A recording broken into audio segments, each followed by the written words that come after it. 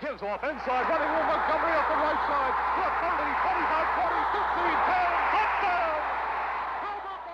Crowds and media scrutiny were the last things Wilbert Montgomery wanted when he was drafted in the 6th round by the rebuilding Eagles in 1977.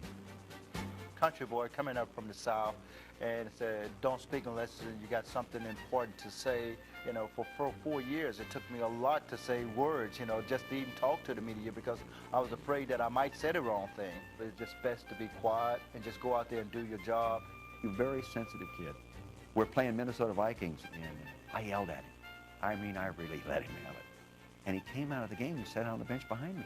So I had my 2 sons were on the sideline, and I said, go talk to Wilbert. My son comes back and says, Dad, Wilbert says he can't play when you yell at him. So I brought him up, and because that's how he was. This is his temperament. I brought him up. I said, I apologize, Wilbert, but you did this and this and this, and this is how it's got to go. He went back in, changed the tempo of the ball game, and we went on and won it. And he was a great cutback runner. Most of his big runs came from the peripheral vision that he had of the point of attack being blocked and him slashing and cutting back. He was a great slashing type runner. And that's the one thing that Wilbert possessed was the quickness in his feet. The guy could just make people miss him. He would hit the hole very quickly. It was very obvious from the get-go that this guy was something special. The pitch to Montgomery, cut back at the 15, across the 20, cut back 25, 30, he's gone! 40, 45, midfield, 45, 40, Montgomery's gonna go! Montgomery! Wilbert Montgomery with a 90-yard run! When you have a guy like that, you're not on offense unless you give him the ball.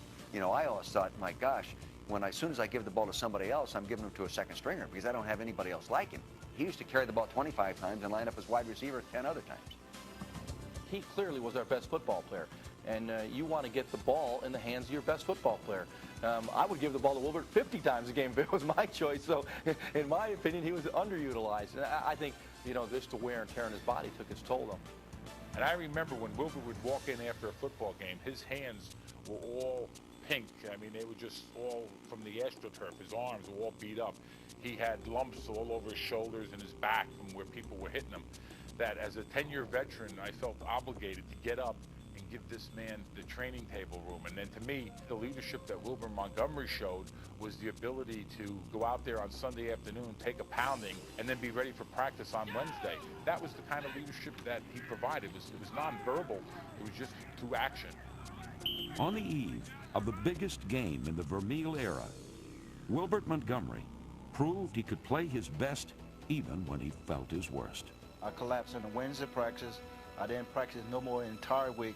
Even game day, while the team was out in pregame warm-up, I was still in the locker room. They was working on me, trying to get me ready to play. I come running out of the tunnel, walked up and told Coach I was ready to go. The next play, and that set the tone for that whole day.